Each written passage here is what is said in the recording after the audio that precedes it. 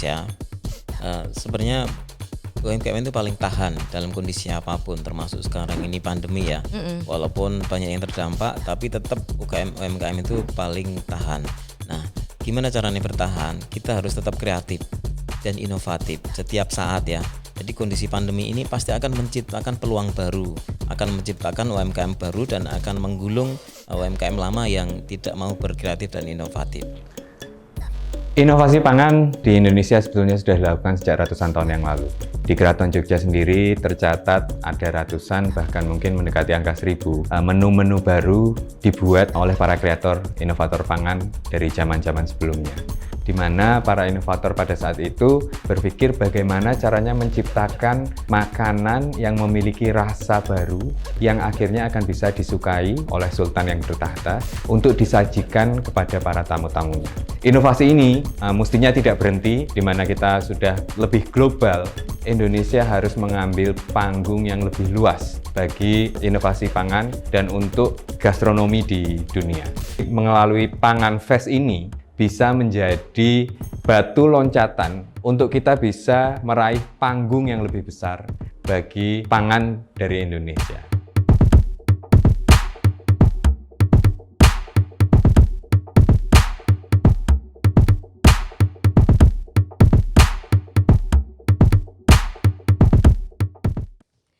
Oke, sebelumnya apa kabar teman-teman semuanya? Senang sekali kembali berjumpa di Foodcast, For Bill Food Podcast. Pastinya pada kesempatan kali ini kita akan kembali berbincang-bincang, berdiskusi terkait dengan inovasi-inovasi pangan oleh para inovator yang begitu luar biasa.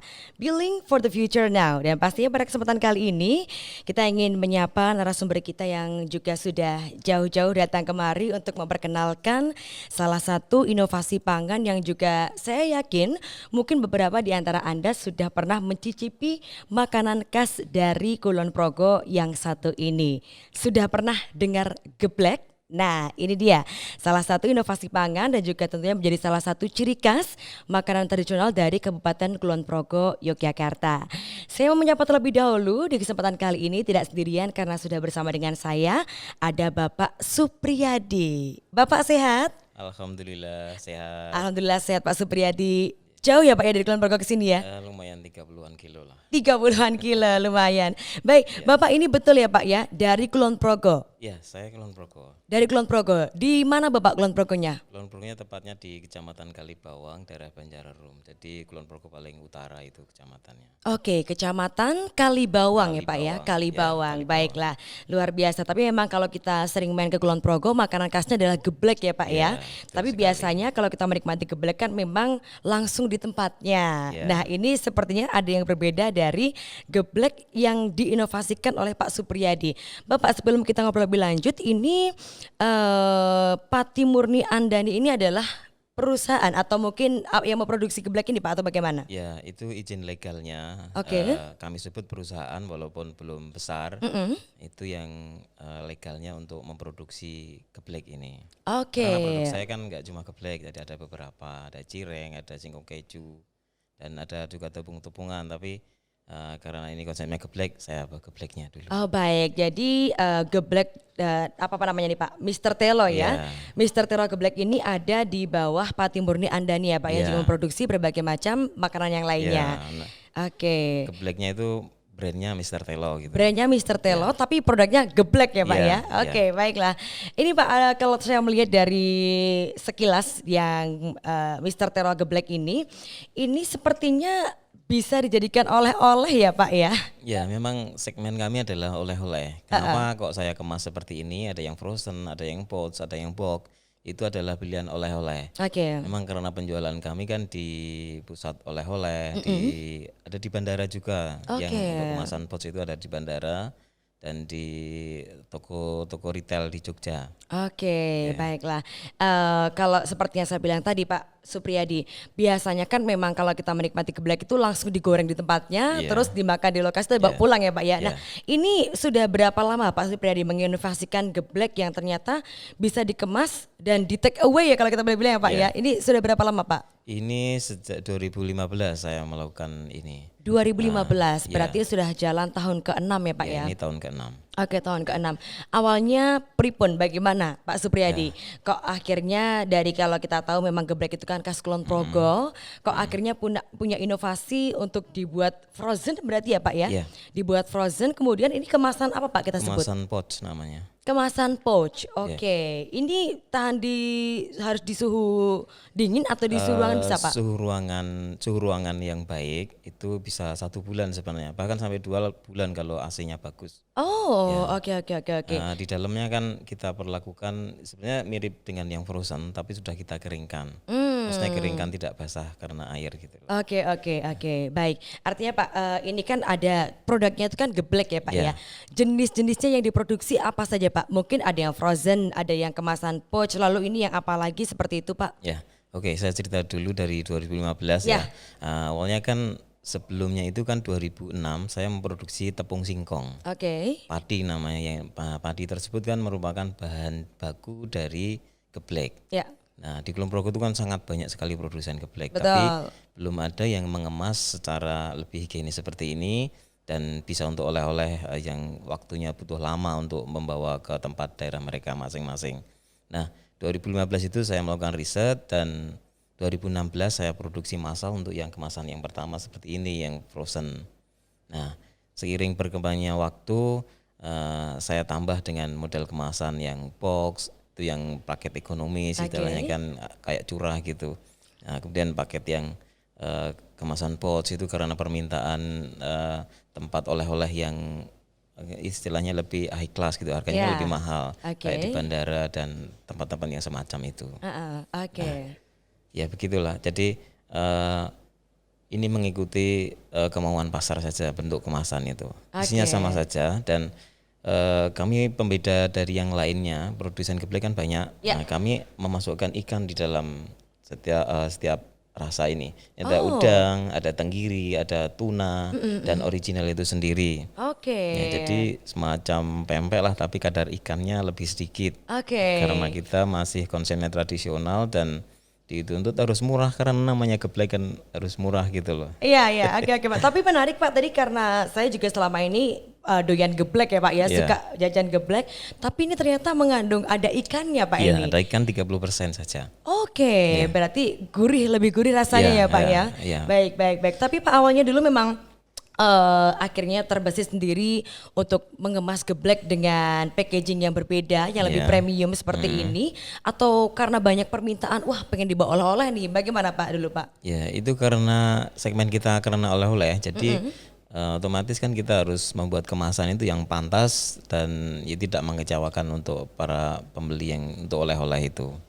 Ada berapa macam kemasan Pak, atau mungkin ada berapa macam produk dari Mr. Telo Geblek ini yang bisa dipilih oleh konsumen Pak? Ya ada 4 macam untuk gebleknya, jenisnya itu tuna, tenggiri, udang dan original. Ikannya macam-macam ya Pak ya? Ikannya cuma 3 itu tok. Tuna, tenggiri, tenggiri dan udang. Tenggiri itu sama saja. udang. Yang lainnya dulu pernah saya produksi sampai 7 macam, tapi pasar hanya menerima yang 4 macam itu saja. Favoritnya ya Pak ya. Kemudian produk lain dari Mr. Telo itu ada singkong keju dan cireng. Tapi kebetulan karena sold out hari ini tidak saya bawa. Geblek yang dibawa ke sini ya Pak saja, ya. Oke. Untuk kita nih Pak, artinya kan ada beberapa packaging yang bisa dipilih oleh para konsumen ya Pak ya. Ada yang kemasan frozen, ada yang kemasan pouch, ada yang kemasan dengan box seperti ini. Ini yang membedakan sebenarnya apa sih Pak? Apakah dari segi keawetannya juga berbeda, ataukah mungkin dari daya tahannya berbeda? Seperti apa Pak Supriyan? Daya tahannya berbeda. Untuk yang frozen ini memang syaratnya harus di freezer. Nah itu tahan sampai 2 bulan tapi di freezer. 2 bulan di freezer? Karena ini kan ikan dan saya tidak pernah menggunakan bahan pengawet atau bahan kimia lainnya. Jadi pemutih atau pengawet atau aditif lainnya saya tidak memakai. Jadi memang kalau yang kemasan frozen, nah itu harus di freezer. Karena ikan tersebut. Nah betul. Kalau yang kemasan pouch sama yang box itu hanya original saja, bukan ikan. Artinya ikan hanya frozen aja ya Pak ya? Kalau yang pouch sama box itu bisa di suhu ruang karena itu hanya original saja tanpa ada ikannya, nggak ada proteinnya. Jadi aman sekitar 1 bulan sampai 2 bulan tergantung suhu ruangan untuk menyimpannya itu. Oke, artinya memang ini karena tujuannya untuk oleh-oleh, ketahanan juga menjadi pertimbangan yang utama ya Pak ya. Betul. Harus awet dibawa pulang, termasuk juga mungkin untuk jangka waktu yang cukup panjang tetap bisa dinikmati oleh para konsumen. Betul sekali. Baiklah, tapi memang kalau kita melihat geblek ini kan makanan khas dari Kulon Progo Pak ya. Dan ini juga begitu banyak dicintai oleh para wisatawan, baik yang jalan-jalan maupun juga yang berkunjung ke Yogyakarta. Ini produk ini sudah dinikmati sampai mana saja Pak Supriyadi? Ya terutama di seluruh Indonesia ya. Oke. Karena model saya itu jualannya kan agen dan reseller. Jadi saya tidak tahu penyebarannya, memang datanya saya sangat minim sekali karena yang tahu adalah para agen. Nah agen saya itu ada di kota-kota di DIY jelas, kemudian Tangerang, Bekasi, Jakarta, Solo gitu. Semarang juga pernah ada tapi sekarang sudah berhenti. Nah, kalau di luar negeri itu biasanya mereka dibawa oleh orang-orang Indonesia sendiri yang bekerja ke sana dan mereka minta dikirim, dan itu yang mengirim juga agen-agen saya. Baik, artinya juga ternyata tidak hanya di Indonesia saja ya Pak ya, tapi juga sudah merambah sampai ke internasional untuk produk ini sendiri, dan juga banyak yang menikmati geblek sebagai makanan khas dari Kulon Progo. Bahkan di Moskow itu sering membawa produk saya karena dibawa oleh Bapak Bupati kami yang dulu, oleh Pak Hasto dulu kan, karena masih ada kerabat atau seperti apa dengan duta besar di Moskow, jadi sering diikutkan di pameran di sana, dan banyak mereka yang selalu request untuk minta dikirim geblek gitu.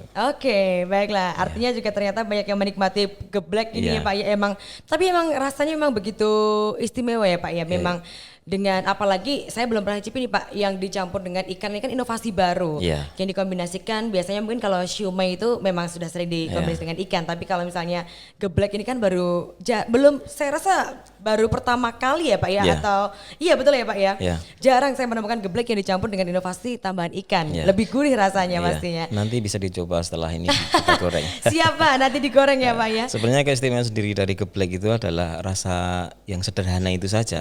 Kalau rasa yang aneh-aneh kan banyak, bukan aneh-aneh maksudnya yang enak sekali itu kan banyak, tapi geblek itu keistimewaannya rasanya yang sederhana, garam dan bawang merah, bawang putih.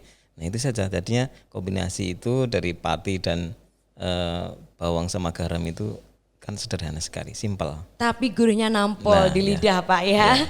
Baiklah, Pak Supriyadi, ini awalnya ketika tadi mendirikan suatu perusahaan Pati Murni Andani ya Pak ya. Tadi kan Bapak menyampaikan juga ada beberapa produk yang lainnya. Memang awalnya itu sudah berdiri pertama dengan geblek atau justru ini menyusul kemudian Pak? Usaha pertama saya kan tepung, jadi industri tepung sebenarnya itu Pati Murni Andani itu. Ada tepung mokaf, ada tepung tapioka, dan tepung yang lain, tepung pisang juga. Nah, itu tadi dari 2006 sampai 2015. Nah 2015 itu saya baru memilih membuat produk berupa makanan. Kalau dulu kan supplier untuk bahan baku makanan. Nah dari 2015 saya membuat makanannya itu sendiri. Tapi geblek ini menjadi produk pertama yang diinovasikan Pak? Iya. Baiklah. Memang karena melihat potensi geblek ini baik, atau karena di Kulon Progo, atau seperti apa Pak akhirnya memilih geblek ini? Karena dari rantainya si alur jalannya singkong sampai jadi makanan, itu yang keuntungan tertinggi ya jualan geblek itu sendiri. Di sektor industrinya itu keuntungannya kecil. Keuntungan tertinggi tetap di jualan gebleknya. Makanya saya ini harus jualan geblek juga ini biar profit saya naik dari rantai perjalanan singkong itu. Apalagi melihat Kulon Progo memang potensinya tuh geblek ya Pak ya. Dikenal sebagai makanan khas dari Kulon Progo. Tapi kalau kita boleh tahu Pak, ini geblek tuh sebenarnya bahan bakunya apa aja sih Pak? Karena selama ini saya juga cuma langsung beli udah digoreng, tinggal menikmati aja gitu Pak. Bahannya apa aja Pak kalau boleh ceritakan? Bahan utamanya sebenarnya ya padi itu sendiri, sari singkong. Sari singkong. Kalau bahasa Indonesianya tapioka gitu ya. Tapi bedanya dengan cireng dan produk dari singkong lainnya itu si geblek ini harus dari singkong basah. Harus dari singkong basah. Singkong segar maksud saya. Harus segar dan fresh, tidak boleh sudah layu atau apa. Jadi patinya itu bahan bakunya juga harus basah. Itu bedanya dengan yang lainnya. Penambahan yang lainnya ya itu tadi cuma bawang putih sama garam. Itu Oke. saja. Kalau yang ikan kita tambahkan ikan maksimal 30%. Oh iya, oke. Artinya juga betul ya Pak ya, sederhana tapi tetap nikmat ya. Iya. Tapi awalnya Pak saya juga penasaran kenapa akhirnya Bapak punya inovasi untuk menambahkan formula ikan dalam geblek dan menambah cita rasanya menjadi semakin gurih Pak. Itu awalnya memang kepikiran atau coba-coba aja nih Iya. Pak Supriyadi? Saya memang punya ya dari riset itu tadi ya.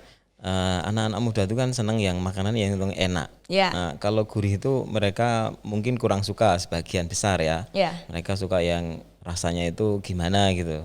Nah, akhirnya ya saya coba tambahkan ikan. Kenapa kok ikan? Ya biar bergizi aja. Oke. Di samping enak juga bergizi, nggak Ya. cuma marai kenyang gitu loh. Ya. Kalau geblek original itu kan bikin kenyang saja. Ya. Nah, kalau yang ikan ini kan ya kenyang juga bergizi. Oke. Gitu.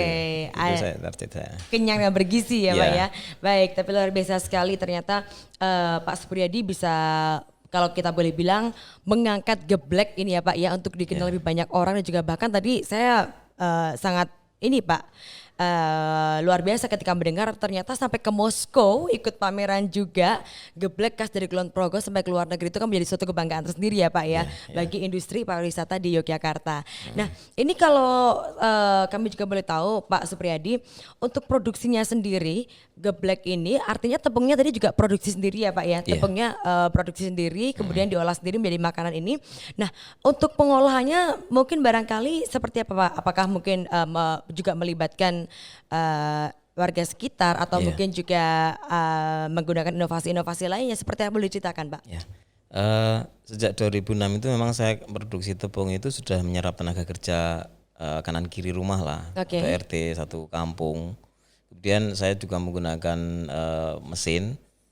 Mesin itu saya gunakan mulai, maksudnya yang sudah semi modern ya, itu belum lama, sekitar 3 tahun yang lalu. Nah, sebelumnya itu masih mesin giling biasa dan manual. Oke. Ya, jadi menyerap tenaga kerja sangat banyak. Di sekitar rumah itu dulu sekitar 25 orang. Ya. Khusus untuk mengolah singkongnya saja. Oke. Kalau sekarang sudah menggunakan mesin jadi lebih efisien. Tapi karena pandemi ini sudah setahun juga produksi enggak tiap hari. Jadi menurut kebutuhan saja, kalau pas habis ya kita produksi, kalau enggak ya enggak gitu. Oke, tapi artinya sampai sekarang masih selalu ada permintaan ya Pak Selalu Supriyadi ada ya? dan masih lancar lah. Masih Oke, lancar ya. oke. Tapi juga luar biasa Pak, ternyata juga ini bisa menjadi peluang usaha bagi masyarakat sekitar ya Iya, Pak ya, untuk bisa juga memanfaatkan potensi yang ada sebagai untuk menambah penghasilan dan juga tentunya bisa sekali lagi memperkenalkan geblek ke lebih banyak orang di luar sana. Iya. Nah Pak Supriyadi, ini kan kalau kita lihat dari geblek ini sendiri sebagai makanan khas dari Kulon Progo, ini kan punya cita rasa yang juga mungkin tidak sulit ditemukan di makanan yang lainnya. Yeah. Nah ketika Pak Supriyadi mungkin dulu memformulasikan atau mengolah geblek ini, ada nggak Pak mungkin kiat-kiat khusus yang mungkin membuat geblek dari Mr. Telo ini punya cita rasa yang berbeda dengan yang lainnya Pak? Ya. Kiat khusus pasti ada. Oke. Saya suka melakukan riset. Oke.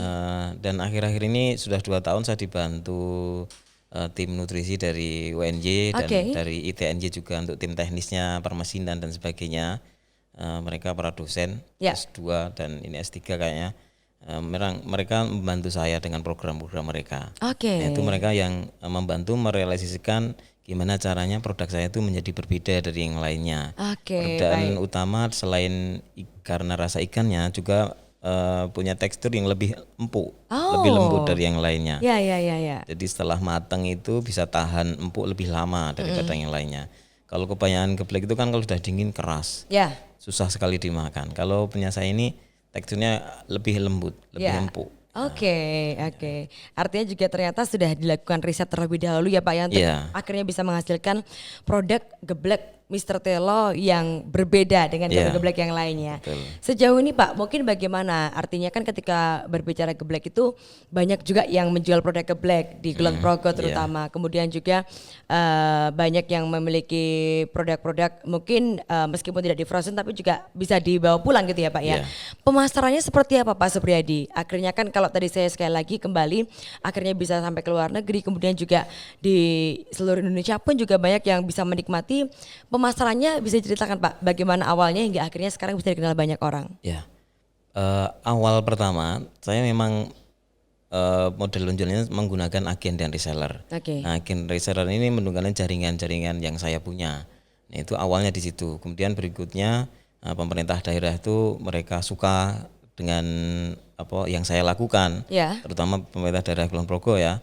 Mereka bangga ada salah satu warganya yang mengangkat produk geblek ini menjadi nasional. Ya. Nah, di situ kemudian dinas-dinas yang terkait itu membantu saya untuk membuatkan pameran, istilahnya pemasaran lah. Ya. Nah, disitulah saya kenal banyak orang dan banyak agensi di kota-kota itu. Bahkan saya pernah ikutkan 1 tahun untuk roadshow keliling.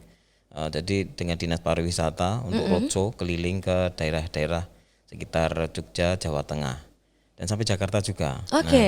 Nah, disitulah awal jaringan saya membesar dan mempermudah saya untuk menjual ini. Oke, baiklah, artinya juga memang dari relasi yang sudah dibentuk sebelumnya ya Pak ya, Iya. bisa memasarkan geblek ini ke lebih banyak masyarakat untuk menikmatinya. Iya. Tapi apakah juga dijual lewat mungkin beberapa platform digital begitu Pak, atau mungkin juga dari secara online dan sebagainya? Iya. Bagaimana Pak? Itu yang terutama yang menjual di platform digital itu adalah para reseller. Itu tahun 2017, 2016 itu para reseller jualan di sana. Ya. 2018 saya juga mencoba di platform apa itu marketplace, Ya. tapi kurang gimana ya, menurut saya kurang bagus lah. Oke ya. Ya, tadi penjualan terbaik saya tetap di agen reseller dan outlet. Outlet secara langsung yang di titik-titik tertentu kita Ya. akan buat beberapa outlet. Nah, itu yang memudahkan konsumen. Itu saja yang saya lakukan. Oke, baiklah. Tapi juga sekali lagi memang tadi untuk dengan sistem reseller dan juga agen tadi ya Pak ya, ini bisa membantu pemasaran dengan lebih baik lagi. Ya. Oke, tapi Pak kalau saya melihat artinya di sini kan yang membedakan, yang menjadi spesial juga adalah salah satunya kemasannya ya Pak ya. Ya. Untuk akhirnya bisa membuat inovasi geblek dalam bentuk frozen, dalam bentuk pouch, dalam bentuk kotak seperti ini. Bagaimana Pak dulu risetnya hingga akhirnya bisa, oh tahu ternyata ini tahan 2 bulan, yang ini ternyata bisa berapa lama dengan campuran ikan, yang ini berapa lama, seperti itu mungkin bisa diceritakan Pak? Ya, untuk menentukan kemasan dari beberapa dinas atau biasanya saya sebut pemerintah saja, kan mereka rajin melakukan semacam pelatihan Ya. pelatihan packaging. Nah, di situ saya mendapatkan ilmu baru tentang packaging. Nah, dari situ saya langsung melakukan riset untuk packaging yang saya tentukan. Nah, disitulah nanti saya akan punya data bahwa kalau kemasan pouch tahannya sekian bulan, Oke. kemasan frozen sekian hari, seperti itu kan. Saya juga melakukan riset berdasarkan ilmu yang saya peroleh dari pemerintah yang melakukan pelatihan-pelatihan untuk saya. Ya, Seperti oke. itu. Oh, dan satu lagi keistimewaan dari produk Mr. Telo ini, saya menjaga bahan baku itu tetap berkualitas nomor 1. Caranya itu tadi, saya memproduksi sendiri. Ya. Karena banyak geblek di Kulon Progo, mereka kan tidak memproduksi sendiri bahan bakunya. Nah, kelemahannya adalah rasanya akan sedikit berbeda atau agak sedikit asam karena kurang freshnya itu. Nah, itu jelas pembeda utama dari produk geblek yang lainnya. Mungkin yang mereka lebih murah, Ya. tapi untuk kualitas saya tetap masih yang terbagus. Oke, baiklah. Artinya ini ya Pak ya, tadi untuk bahan bakunya sendiri pun juga diproduksi secara mandiri. Iya. Jadi dipastikan bahan bakunya bagus, kualitasnya baik sehingga menghasilkan geblek dengan kualitas yang baik pula. Ya, Artinya tadi kalau kemasannya ada berapa macam tadi Pak? Frozen, Ya. pouch dan juga kotak ya. Iya, hanya itu saja 3 macam ini untuk kemasan gebleknya. Oke, 3 macam kemasan bisa dipilih. Nah, mungkin Pak, kalau dari 3 kemasan ini yang paling diminati oleh masyarakat yang mana, Pak Supriyadi?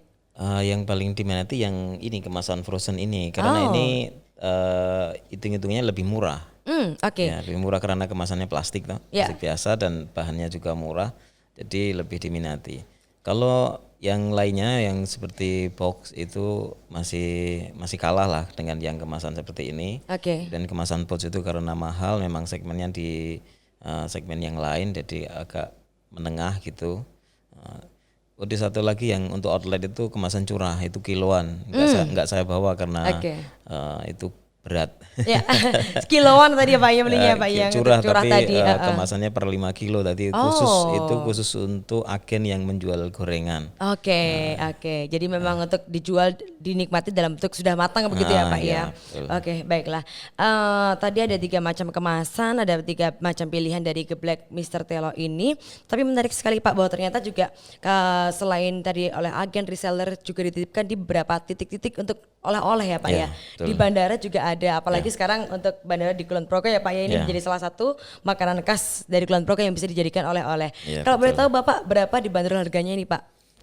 Untuk yang rasa ikan itu harga jualnya 18.000. Oke. Itu harga standar ya. Iya. Kemudian yang pouch itu harganya 15.000, yang box itu harga 25.000. Oke. Yang box itu walaupun kelihatan ringkes itu ada 700 gram itu hampir 1 kilo ya Pak ya. Oke. Itu lebih murah. Memang lebih murah. Ya, ada nggak sih Pak selama ini mungkin ketika memasarkan Mr. Telo ini geblek khas Kulon Progo ini ada beberapa yang mungkin tantangan dijumpai nggak Pak Supriyadi? Kalau tantangan jelas, dan itu tantangan itu sampai sekarang masih menjadi hambatan. Sifat dari makanan khas itu sendiri. Kenapa Pak? Sifat geblek itu kan itu tadi alot, kalau dingin keras, kalau digoreng kalau tidak hati-hati dan profesional akan meledak. Ya. Nah itu sampai sekarang nyiprat minyaknya ya Pak ya? Iya, dia akan meledak dan itu sangat berbahaya. Nah momok utama dari pembeli pelanggan kami itu adalah saat ada satu orang yang istilahnya kena ledakan geblek itu, mereka akan membuat kapok dan akan bercerita di komunitas mereka bahwa geblek itu beresiko tinggi untuk njebluk. Nah itu jelas makanan beresiko ya Pak makanan ya? beresiko tinggi. Nah itu sampai sekarang masih belum ketemu karena saya itu menjaga ketradisionalnya makanan itu. Jadi untuk biar tidak njebluk itu masih belum bisa, tetap harus benar-benar belajar cara menggorengnya, tidak menggoreng dengan cara biasa. Oke. Karena kalau saya tambahkan bahan lain, bahan tambah yang maksudnya yang organik juga, itu nanti rasanya berbeda, menjadi cireng lah, menjadi bukan geblek lagi. Bukan geblek lagi ya Pak? Iya, nah disitulah kesulitan saya di situ sampai sekarang belum ketemu. Oke, artinya mungkin lebih mengantisipasi bagaimana geblek ini bisa dimasak tanpa menimbulkan resiko yang dianggap mengerikan tadi itu ya Pak? Sampai saya juga membuat riset ya dibantu teman saya yang di ITNJ itu tekniknya itu untuk membuat mesinnya atau alatnya untuk goreng, tapi masih belum efektif. Sudah jadi tapi belum efektif. Nah, tujuannya biar aman menggoreng itu saja, tapi belum efektif sampai sekarang. Oke, baiklah. Ternyata juga dilakukan riset terus-menerus ya Pak ya untuk menemukan solusi dari apa yang menjadi permasalahan, karena emang betul Pak agak sedikit menantang ya Pak menggoreng geblek ini. Tapi ada nggak sih Pak mungkin cara yang paling efektif biar mungkin kalaupun terjadi letupan nggak terlalu besar gitu Pak? Ada nggak Pak cara gorengnya Pak? Nah, ada. Sebenarnya di tiap kemasan itu sudah ada cara-cara menggorengnya, tapi mungkin kebiasaan ibu-ibu atau siapapun yang beli itu kurang teliti untuk membaca ya, karena tulisannya mungkin kecil atau apalah. Menjadi PR lagi, edukasi saya kurang mungkin. Caranya gini, pertama kali itu minyak dituangkan di wadahnya, di wajannya, kemudian gebleknya dimasukkan dalam kondisi minyak yang masih dingin. Baik. Pantangannya itu tidak boleh dimasukkan dalam minyak mendidih. Itu akan terjadi ledakan yang luar biasa ya. Nah itu nanti setelah dia mengembang, dicirikan dia mengambang besar, itu baru nanti boleh dibesarkan apinya, disesuaikan dengan jumlah minyaknya ya, sambil diaduk ya. Jangan lupa diaduk, kalau nggak diaduk nanti matangnya nggak rata juga meledak. Gosong juga ya Pak ya? Meledak. Kalau gosong paling risikonya kan nggak bisa dimakan ya. Kalau meledak kan kalau kena muka kan kasihan sekali, sakit itu. Nah kemudian karena masih mau goreng lagi, nah itu kan minyaknya panas, terlanjur mendidih, matikan dulu kompornya, baru masukkan gebleknya dengan kondisi kompornya mati. Maksudnya adalah menurunkan suhu minyak. Iya betul. Jadi alurnya itu dimasukkan dalam minyak yang hangat, pelan-pelan, semakin lama semakin panas. Setelah matang kering, kembali lagi diturunkan lagi seperti itu. Artinya ini tidak boleh dimasukkan dalam kondisi minyak panas ya Pak ya, karena beresiko akan meledak tadi yang meletup ya Pak ya. Baiklah, ternyata menikmati geblek juga ada tantangannya Pak. Makanya kalau saya mungkin kemarin karena belum pernah goreng sendiri ya Pak ya, jadi belum pernah merasakan sensasi masak geblek sambil agak was-was gitu ya Pak. Tapi saya rasa juga dengan cita rasa yang dimiliki geblek ini juga menjadi suatu suatu ini ya Pak ya. Mungkin memang ada effort yang harus dikeluarkan untuk menikmati geblek ini, apalagi kalau mungkin tinggal di luar dari Jogja kan harus memang butuh waktu lama untuk sampai ke tempat tujuan. Nah, melihat ini Pak, di kemasan geblek ini kan tadi menyebut bahwa brandnya adalah Mr. Telo Pak. Mr. Telo geblek. Ini mungkin kalau saya juga penasaran Pak, Mr. Telo itu kenapa diberi nama Mr. Telo Pak Supriyadi? Ya, kalau itu gimana ya? Sebenarnya saya cuma ingin ngangkat telonya, telo itu singkong itu sendiri dan nggak tahu cuma sepintas saja dulu. Spontanitasnya Mr. Telo gitu aja. Telo, dan itu sudah terdaftar, brand saya sudah terdaftar di Haki. Sampai di Haki juga ya Pak ya? Sudah, ya. Baiklah, artinya juga ini brandnya sudah paten dimiliki paten, oleh Pak Supriyadi dan juga tentunya Mr. Telo ini sudah tidak bisa dipakai oleh siapapun ya Pak ya. Betul. Baik, luar biasa. Tapi yang menarik Pak, ketika saya melihat juga brand Mr. Telo geblek ini Pak, ada simbol Kulon Progo The Jewel of Java. Mungkin ada Pak tujuan tertentu yang mau disampaikan melalui kemasan yang menurut saya sangat cantik Pak untuk sebuah geblek ini Pak. Ya, karena Kulon Progo The Jewel of Java tadi ya, kita konsepnya tetap harus tetap menjaga kelestarian. Menjaga biar semuanya itu indah dan tidak merusak. Jadi kemasan juga harus yang aman dan saya menjaga semuanya itu selalu organik ya, tapi tidak tanpa sertifikat ini karena tapi saya menjaga ke arah itu. Baik. Artinya juga sekali lagi diperhatikan bahan baku dan juga komponen untuk membuat geblek ini sendiri ya Pak. Mulai dari awal sampai akhir. Karena semuanya yang memproduksi juga diproduksi sendiri oleh Pak Supriyadi dan juga tim ya Pak. Baik Pak Supriyadi, mungkin dari tadi Pak Supriyadi cerita bahwa sebelum pandemi ada sekitar 25 warga yang tergabung juga Pak untuk memproduksi tepung ya Pak ya. Memproduksi tepung kemudian juga membantu produksi geblek ini. Mungkin apakah memang dari awal pengen ada niat untuk bagaimana memberdayakan masyarakat atau mungkin juga ini menjadi salah satu upaya dari Pak Supriyadi? Bagaimana Pak? Saya cerita dari 2005 ya, 2005-2006.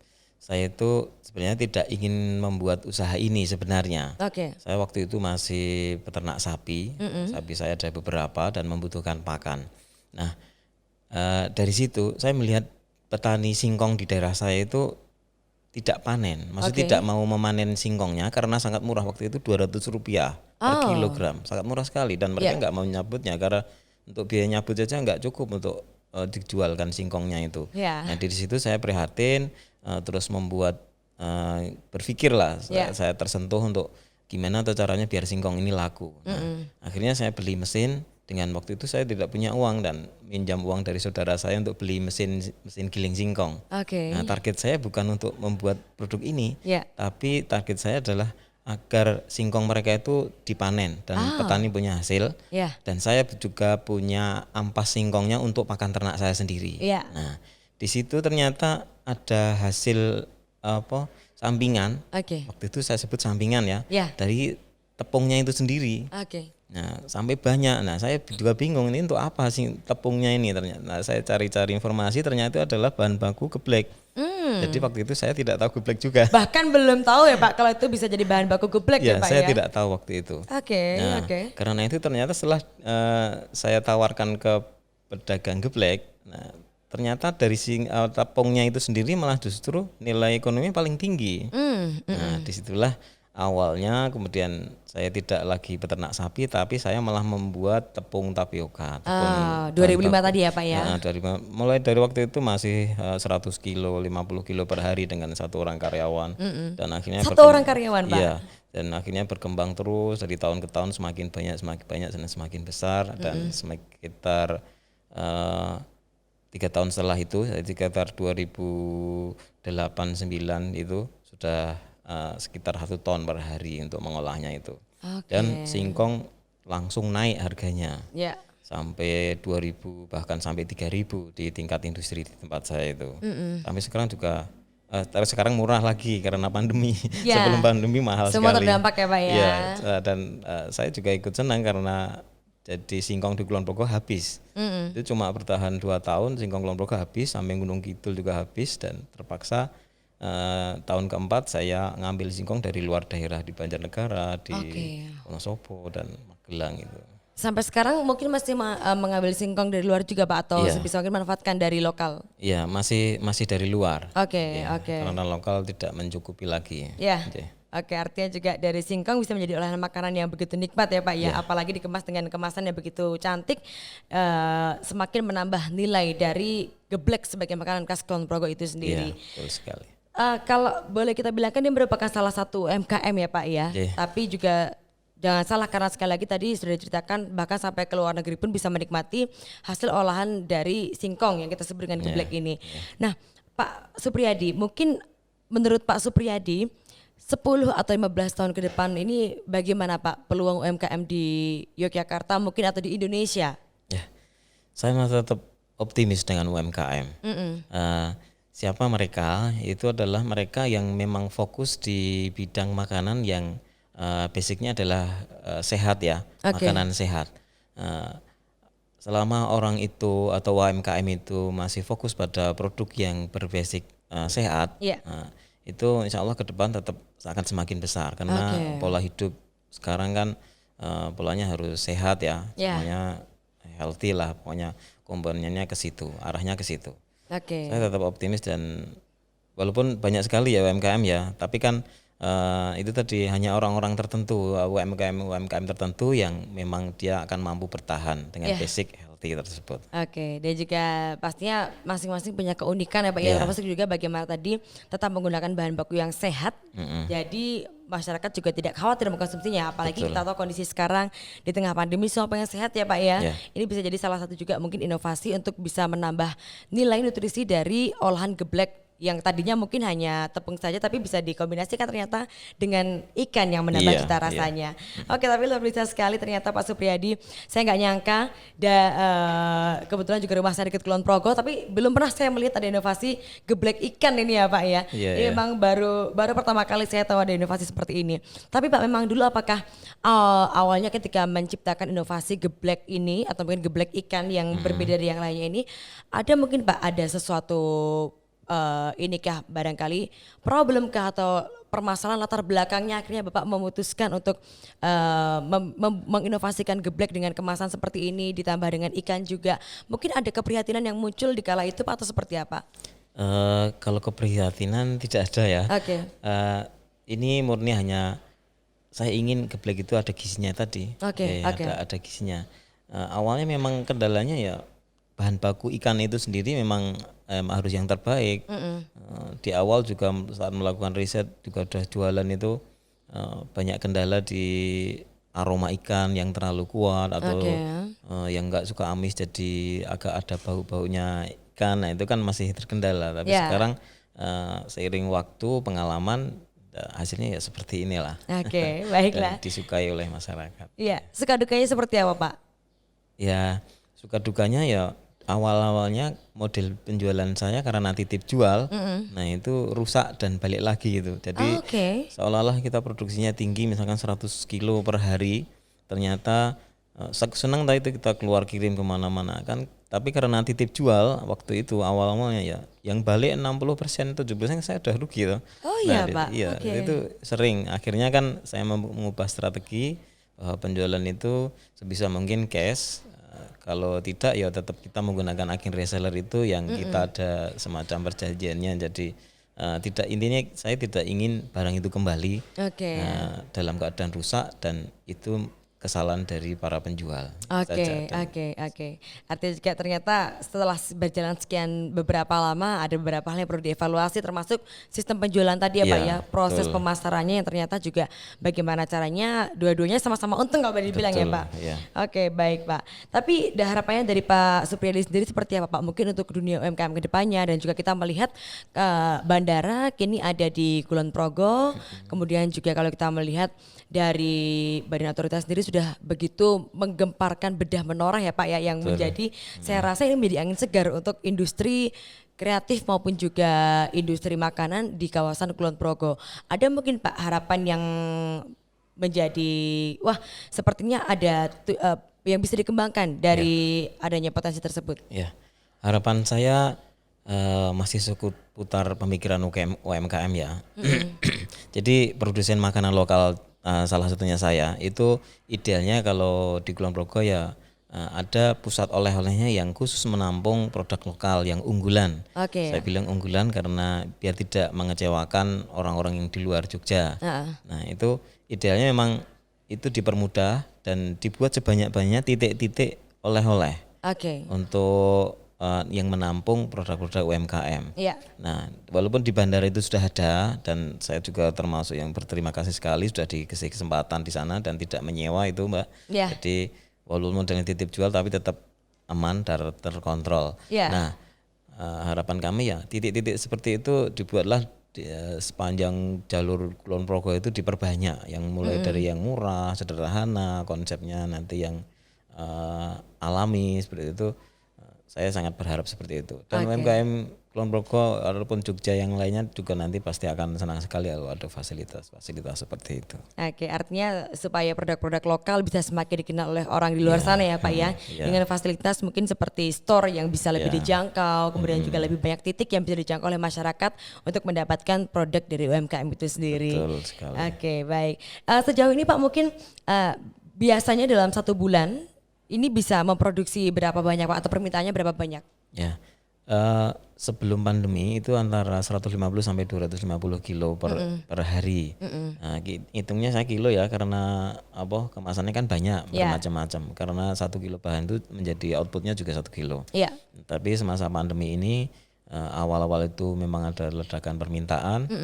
Tapi setelah bulan ke-6 agak menurun. Jadi sekarang masih datar. Jadi paling sekitar 100 kilo per hari kalau di rata-rata. Oke, tapi juga cukup banyak ya Pak ya, 100 kilo per hari itu luar biasa dan ternyata juga bisa sampai kemana-mana karena juga mengingat daya tahannya cukup panjang ya Pak ya. Keawetan juga bisa cukup panjang. Oke, baiklah. Terima kasih Pak. Mungkin Pak ini kalau mungkin juga pemirsa di sini teman-teman pengen juga mencicipi produk dari Geblek Kulon Progo Mr. Telo, ini bisa pesennya dari mana atau mungkin ada media sosial yang bisa kita lihat Pak di mana? Ya.